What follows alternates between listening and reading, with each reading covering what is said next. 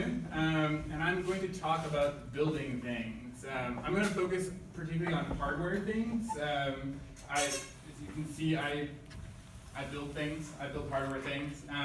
This is a Kickstarter project of mine called Flicker Strip. It's down there. That's probably the best place to find me if you want to find out more information about what's going on here. There are a couple other things that I'll be showing a little bit later, but my background is in computer science. I went to school in Chicago, 4 years undergrad.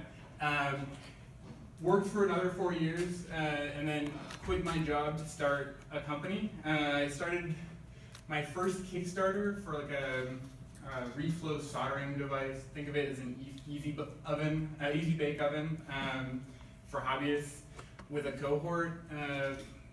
Maybe about 4 years ago now. No, less than that, 3 years or so. And right now, so we got funded. We delivered our rewards on time, and now I'm on my second Kickstarter. This time on my own, and that's this Flicker Strip here. Flicker Strip was funded back in I think May or early June, and I'm hoping to deliver in the next 2 months or so. So end of November, December.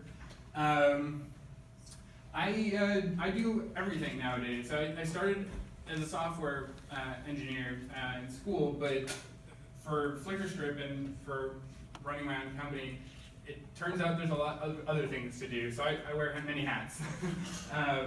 I do the electrical design, I do the hardware design, I've done all the graphical design, logos and that sort of thing. I do the web design, which is also software. The software, the firmware, the app, the list goes on. I also am the unpaid intern that fetches coffee in the morning, so that's me. How many of you grew up playing with Legos? Yay, everyone, pretty much. It's great. No, Legos are great. You sit down, half an hour in a box of Legos, and you can come up with like a multicolored Death Star of your own design. It's so easy to take a bunch of Legos and build something cool out of it, in very little time. Now that you're a bit older, the things you build maybe not quite as easy. When you're building Legos, you might follow an instruction booklet that looks like this, where these days it might look more like this. You tend to lose a lot of momentum, right? When you start to build things these days, where you have to be thinking about a lot of technical aspects. There's a lot of, as I said, a lot of hats you have to wear, a lot of things you need to know in order to get started. But the goal of my talk is to convince you that it's not quite so hard as it seems, that kind of bring back some of the joy of building with Legos that most of you seem to have experienced, and maybe create a cool product and make a couple bucks doing so. So first of all, barriers to entry. So one of the big things that I have experienced and talked to people about is kind of the barrier to entry to doing a project, like for example, a Kickstarter project, an example, or a product, anything like that.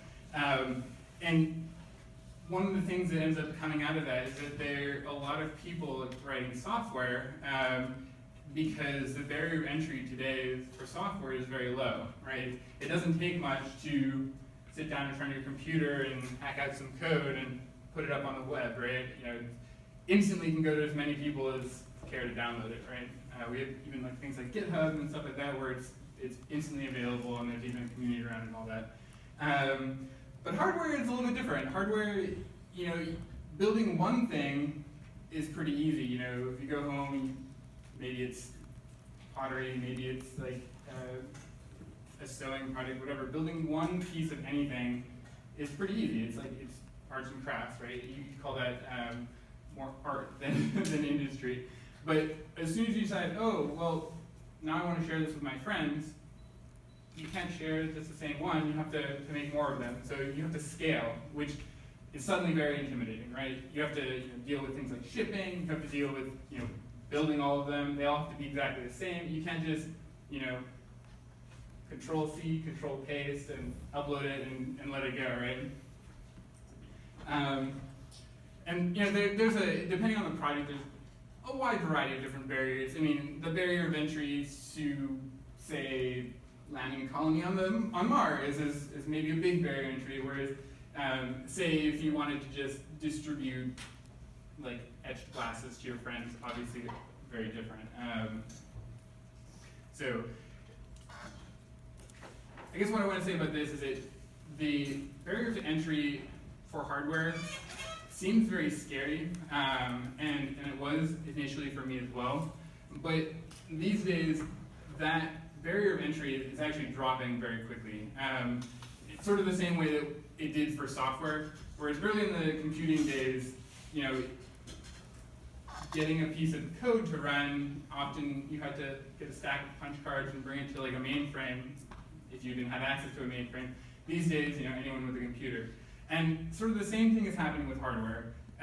We have things like 3D printing and all sorts of services that make it much easier now than it ever has been before to create hardware and design hardware and even manufacture on scale hardware.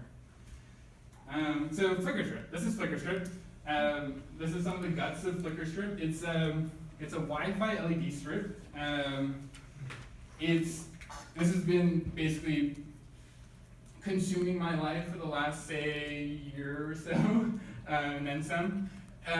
It's got right here this is a plastic case, and on the inside is a circuit board of my own design. It's running, that's a microcontroller and an antenna in there. It's so that connects to your Wi-Fi network, and then there's also an app component. So there's kind of a lot of different pieces going on here. And as I said, I've done like every part of this. So some of you guys are probably mechanical engineers, others electrical, some of you software. There's so many different different kind of aspects to building something like this that it can be kind of daunting if you just finished school and you have, you know, a major or maybe a minor. But I kind of want to show some of the resources for dealing with that.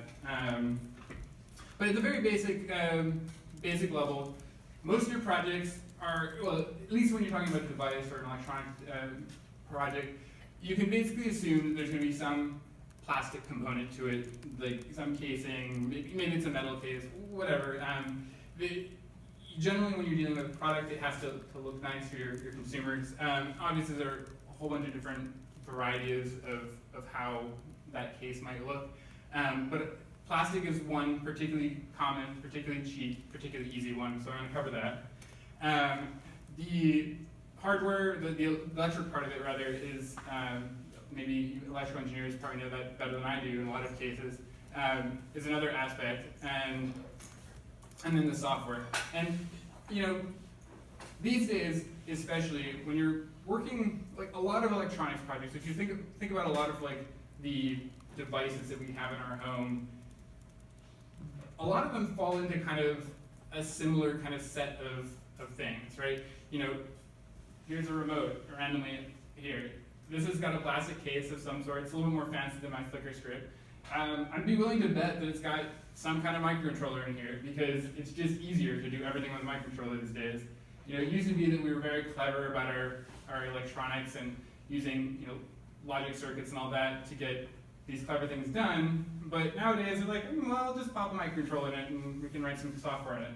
Which means, again, you have to learn the software side as well. With FlickerStrip, the app component is also pretty large. These LED strips connect to your Wi-Fi network, and then you can pop up in the app and program your own patterns on them, upload it. It communicates with the server, so you can kind of browse patterns that other people make and all that. And I'm going to show you kind of sort of how you can get into that pretty quickly as well. Anyway, that's FlickerStrip. So, kind of going back to what I was saying about the 3D printing and that's the rapid prototyping side of things. But then the other side is the computer-aided design, CAD, right? So you can start with an idea, and then you can sketch it out. Kind of on the bottom there is sort of like the physical sketches of it. This is actually was with a CAD software, because I'm really bad at sketching. But maybe those are sketches, maybe they're CAD. The top is a circuit diagram. If you've ever played with a circuit diagram before, it's actually not as hard as it kind of seems at first. There's a lot of like resources available for kind of like showing you what these different pieces mean and kind of easing you into that. And I'll show you some more later. But then from the schematic, you go into a circuit board layout, and that means picking out all the components, putting them in the right place. Again, the electrical engineers will know this already, but maybe the software engineers not so keen on it or not so familiar with it. I know I wasn't for a long time. But there's again, a piece of software, PCB design software, where you're basically laying out the schematic and then telling it which parts to use, and then you can lay it out on the circuit board like that. And at some point, you can basically just hit the order button. There are some services that I'll show you them later, but there are services that will just, like, you can basically sit there twiddling with your computer for a bit, and then 3 weeks later, you have in your hand the finished version of it. So that's great. So at the bottom is, again, more CAD. This is sort of the mechy part. I taught myself like all of the CAD I know for this project. So I'll show you some more about that a little bit later too. Here's kind of the combination of those two. And actually, in this CAD drawing down here, I think the circuit board is actually in there. I just used the picture because it looks pretty. But the advantage of using both of these these pieces of software is that you can then start kind of combining them. So this PCB software, a lot of it will export a 3D model of your circuit board. So you can pop your 3D model of your circuit board into your 3D model of your case, and all of them be like, wow, I practically have this in my hands.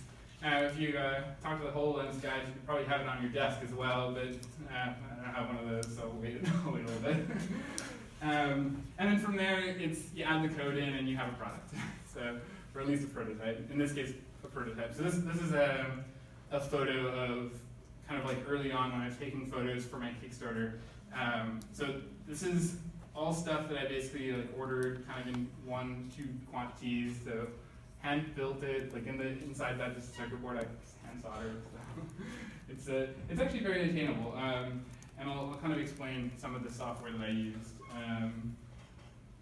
here. So there's a lot of very easy resources for these things. And the greatest thing about all this rapid prototyping stuff is it's so accessible now. The electronics design, so these are a couple examples, and I don't want to plug them too hard, but on the top left here, Circuits.io is a very kind of like basic software package that actually runs in your browser. You can actually hit Circuits.io now, and like I think they have a test one that you can just pop open and start tinkering with it. It'll actually simulate your electronics board, your actual like electronics design, your breadboard in the browser. Like you can see the LEDs go on and off and all that. It's really pretty cool. It's a great place to start, but as you kind of figure it out a bit, you'll probably move on to things like Eagle and Circuit Maker, both of which are also either free or free for open source kind of things. There are also some more expensive packages that you might be able to get as part of an educational deal. They love throwing these at educational institutions because they figure if these guys learn it here, then they'll come work for us or something like that, or use it with their employer. So that's the electronics version. So I put up there a tag Google Me. So the goal is not to remember all of these things because depending on when you're getting into this, these might or may not be the major players. They might still exist. They might not. But if you Google that, you'll always find the most popular one. And really, that's probably the takeaway. That's the big takeaway: is how to find this information there. And then the fabrication is once you've designed the circuit board in Circuits.io or whatever else, now you want to get it fabricated. Now the old-fashioned way of doing this was you get like your basically like I don't remember exactly how it's done. I actually have never done it, but you basically get like these special sheets of material, and yeah, you get the copper and then you etch it out with I don't know. Anyway, it's a long process, very manual, takes lots of work. You can actually do it today a little bit easier with a CNC machine, if you guys are familiar. But I'm a software guy. That all seems like a lot of work. The solution I use is dirty PCB, which is great. And this is the only one I'm super happy about, like, recommending. For 15 bucks in 3 weeks, you can get a small circuit board to your doorstep. It's really great. If you have never built a circuit board, I highly recommend it because worst case scenario, if you hate it, it's only 15 bucks, right? On the right, I don't know, you guys might be familiar, you might not be. SparkFun and DigiKey are where you usually get the parts. So usually you grab the circuit board, order the parts, and then you hand solder them together. Videos to do that as well, you can find it. Macrofab is an interesting one. They're the ones I'm working on with for Flicker Strip. They'll actually do all of the assembly for you. They're located in Texas. They're fairly affordable. I've been happy with them so far, but basically you can, if you're even lazier than than normal, you can just kind of be like, well, how about you just send me the finished version? So that's a cool solution as well. Next, 3D modeling. So again, same basic idea. There's so many options out there. On the right here is sort of the analog of Circuits.io. This is Tinkercad. This runs in your browser. Again, you can pop this open right now and start designing your 3D printed whatever. On the left, up at the top, Blender is kind of a more like professional grade, but open source. I think it's open source. At any rate, it's free. And it's got a great community. There are tons of videos on it. And then bottom left is SolidWorks, which is kind of like the ritzy version of all of this. It's extremely expensive, and it does like incredible. This right here, this picture, this is like a 3D model of like a faucet, and it's simulating the fluid flow through it, which is basically pretty close to a built-in feature, or at least like a bolt-on feature. And it's just incredible what this piece of software does. It's totally overkill for 3D printing, but it's also kind of cool. Actually, what I used it for, I did use one of the more advanced features. This barely counts, but it for injection molding, when you design a mold, you need to design it carefully slanted, drafted, and like the underhangs have to be right because of the way that physically pulling the mold and all that. So it does an analysis for you that basically highlights all the parts that you messed up. But for 3D printing, it's great. You don't have to worry about that because you can 3D print these ridiculous, intricate, impossible structures without having to worry at all about the shape. Anyway, once you finish your design, your CAD, you want to fabricate it. So there are a couple ways to go about doing it. You can own a 3D printer. How many people own a 3D printer or have access to one? That's awesome. That's really great. It's more of you than I might have expected. I have one too, and I really like it. However, 3D printing, as it turns out, at least with my version, but in general, is kind of a hobby unto itself. It takes enough effort and it takes enough time to kind of monkey with the printer, make sure it's calibrated correctly, make sure the correct filament's loaded, whatever, that it can really like end up taking up a lot of time, and you kind of have to keep your printer maintained and up to date and all that. So I use Shapeways. Shapeways, if you've never heard of it, is this great, basically the same thing as dirty PCB. You finish your model, you click and drag it to Shapeways, and then 2 weeks later you have it in your doorstep.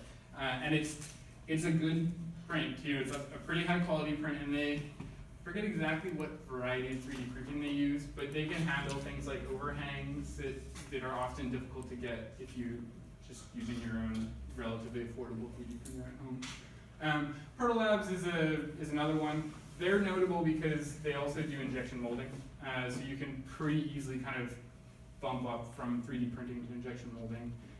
There is a bunch of other like design considerations, but basically you have options.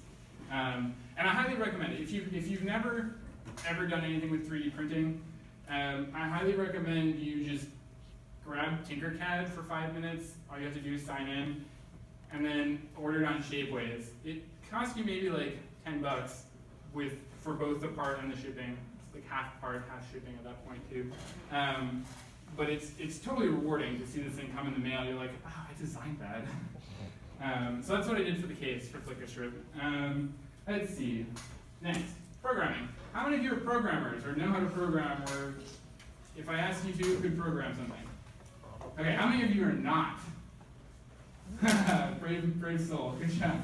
Anyway, if you're not a programmer, I highly recommend you learn at least a little bit of programming. And I found one article disagreeing with me on this, but I maintain that programming is basically going to be the literacy of the future, or of today, I guess, of the modern day. And it's not just because I think that everyone's going to be programming, but programming helps you interact with people who are programmers. If you know a little bit of programming, you have the language to actually talk to people who are doing programming. And you kind of know what's possible, you know what's not possible, you know how to kind of specify problems and that sort of thing. So even if you're not going to be a programmer, still learn the programming. And it's great when you can just, sit down and learn enough programming to get whatever device you just built to do something cool, right? There are a lot of options you have to learn to program. Coursera is great, Codecademy is great. I'm sure you guys have heard of those already. If you're working on anything embedded, which is electrical stuff like this, you're probably going to run into Arduino. It's super easy to learn because there's so many examples out there. You can really just basically get started and find your way. And then this last one, honorable mention. This is a little bit older actually, but this is from Wise Poignant Guide to Ruby. It's basically like a 0 to 60 kind of guide on programming and Ruby at the same time, and it's hilarious. Worth looking up if you've never seen it before. Yeah, so learning how to do this, right? So what I had to do for this, because I'm a software engineer, I need to kind of cover a lot of things like the electrical and the mechanical design, and eventually kind of the injection molding and all that. There's a lot to learn. And the first comment I have on this is just because you don't know how to do something doesn't mean you can't do it. And what I mean by that basically is whenever there's something I don't know how to do, I'll just start doing it, and I'll depend heavily on the Googles to kind of find what I need. But by the end of doing it, I know enough to do it again, right? So that's basically what happened with the case design. I was like, well, I need a case. Well, I guess I better download a modeling software. And so I started tinkering with it and was like, well, how do I do this? And found a video, and the video showed me how, and then on to the next roadblock and the next roadblock, et cetera, until there's my case. And there's tons of resources. She had a slide on that. Yay, the Googles. So Google and Wikipedia are great. And I mentioned Wikipedia. It's worth mentioning because I like to collect what I call the Wikipedia education on a lot of things.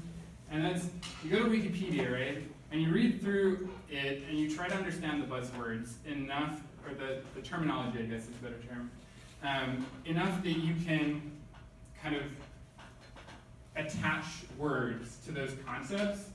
Even if you don't know how to do any of the things that Wikipedia is describing, if you know those buzzwords or those terminologies, you can then search it down later when you need it. And it turns out that's the most useful part of it, right? Even if you forget everything about, I don't know, XYZ, fluid modeling, or whatever, as long as you can Google it down later, you can get the information you need within reason. And it's a pretty fantastic time we live in. We have the sum total of humanity's aggregate knowledge, accessible with a few keystrokes, as long as you know which ones, or even if you really don't know the right ones. I mean, really, you don't need to know that much to kind of find the things you need, right? It helps, obviously, to have the terminology, which is why I advocate the Wikipedia education. And then if you ever have questions or run into issues, Googling it down almost always comes up with something. If it doesn't, well, first of all, it probably directs you to Stack Exchange or Stack Overflow. I'm sure a lot of you are familiar with it. But they're basically question and answer forums. People go and ask questions and get answers. And if you run into a problem that you can't solve, go to Stack Overflow, go to Stack Exchange, hack out your problem, and at least you'll find someone who can point you in the right direction, if not answer your question. And this is my funny piece from Stack Exchange. You can find anything on Stack Exchange. Like, here's why muggles aren't extinct. This is just a question, but you go down, there are a couple answers, and some of them are quite highly rated and been viewed 7,000 times. I've already mentioned Coursera and Code Academy. YouTube is also worth mentioning, especially with 3D modeling, CAD stuff. They love YouTube tutorials. So you can find every feature. Yes? There's a really good tutorial for PCB design on YouTube as well. Yeah, that's true. Yeah, PCB is another one. There's tons and tons of really good channels and videos. Basically, I go to Google first. I type something in, and then YouTube comes up, and I'll be like, well, do I feel like watching a movie? Is there something sleeping next to me that can't be woken up? Oh, no, I can watch my YouTube video. Or, oh, yes, I'll hit Stack Overflow or something. And then the last one is people next to you, your neighbors. So you guys are in kind of this great position right now. You're in this room full of 12 or at least a dozen different majors. Look around, make sure you have people on Facebook. A couple years down the line, they're going to be experts in their field. And let me tell you, there's nothing more valuable than having someone who just knows exactly what it is you don't know and can answer it for you, or at least can talk you through it, right? When you have no idea where to start, right? Oh yeah, final remarks. I didn't really fit them anywhere, but minimum viable product. That's not to say don't be ambitious. It's more to say that don't bite off more than you can chew. That we started with Reflowster, kind of thinking like, oh, this is going to be ridiculously easy. It's going to be so simple. All it needs to do is turn the switch on and off a couple times. It turned out the code ended up being like a couple libraries and like a whole bunch of, a number of lines of code, and like it did all sorts of fancy things like serial connections and all that. But there's a little bit of scope creep. But because we started with basically an idea that was so ridiculously simple, we were able to deliver on time. So that's why I like minimum viable product. Budgeting, just double it. This is my favorite rule for double budgeting. And some people will tell you otherwise. Basically, when you start out, especially when you're budgeting for time and you're budgeting for money, take what you think it's going to cost you, or how long it's going to take you. Think, kind of guess toward the upper end of what you think might be reasonable, and then just take the total at the end and double it. And that's how you deliver on time. And that's how you deliver under budget. So, to date, I haven't actually delivered under budget, but we did deliver on time. So there was that, win some, you lose some, right? Kind of what I was saying earlier, always be on the lookout for collaborators. It's actually one of those things, it's hard to find collaborators sometimes. So if you find someone, you're chatting at a party with someone who suddenly seems really interesting, and in your area of expertise, or maybe complementary to your expertise, network with them, grab their information, and see what they're looking at as far as projects and whatever. I started basically just working in a garage with my friend Wednesday afternoons, just kind of for fun. And we were like, hey, you know what'd be cool? Kickstarter project, so we did it. Again, network. This is sort of the same thing, but it's difficult to do for me, so I'm sure it's difficult for some of you as well. But the good news is, it's a skill you can learn. So just like all the other ones, you can probably even Google it. Just learn how to network, and in particular, network with people who are very different from you, not just people who are similar to you. What you'll find eventually down the line is you'll be hanging out with a lot of people who have very similar interests, and then you'll be like, well, I really need someone with a completely different skill, and that's when networking comes in. beware of the standard narrative. This is more of like a life tip than anything else, but it kind of goes along with sort of the path I've taken in life. We sort of have this instilled kind of early on, this idea that, you know, we need to go to school, graduate, get a job, white picket fence kind of thing. And when I left my job after 4 years to kind of strike out on my own, I had kind of a surprising amount of anxiety associated with that, mainly because it just didn't feel like it was the right thing to do because of the way it's so instilled in us that there is only one way. And my comment on that is it's your life, do what you want. So if you want to like backpack across somewhere in like, you know, some foreign country and, you know, hitchhike the entire way, great. If you want to just have a desk job all your life, that's great too. If you want to build things, that's even better. I think I'm out of time. So, does anyone have any questions? If you need help with questions, I have some ideas. Go ahead. You talked a little about funding. How exactly was the process in getting investors to fund the project? Yeah, so we avoided that entire process. We went with crowdfunding. Crowdfunding is fantastic. I highly recommend you are familiar with it and at least consider it as an option, if not like a great place to check out new products.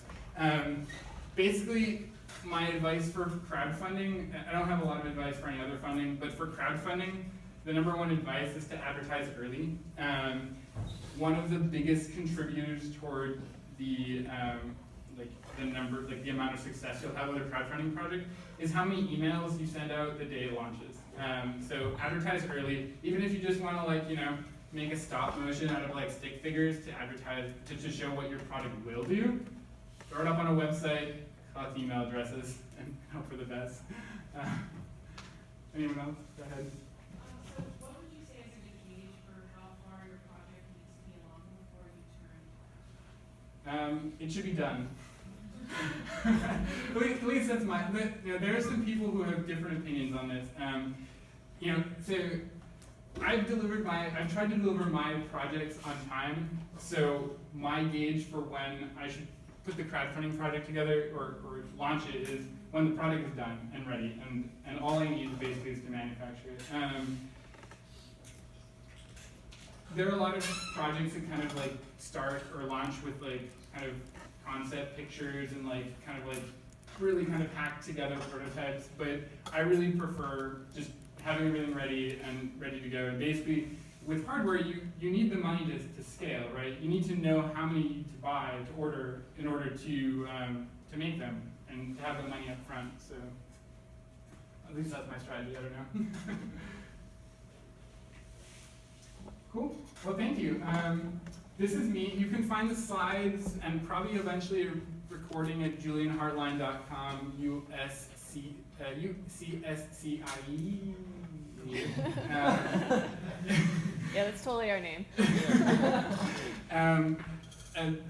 So the slides will be up there. You can find more information about Flowster, FlickerStrip, and HomeBuddy, which is the name of my company, at either my website or HomeBuddy.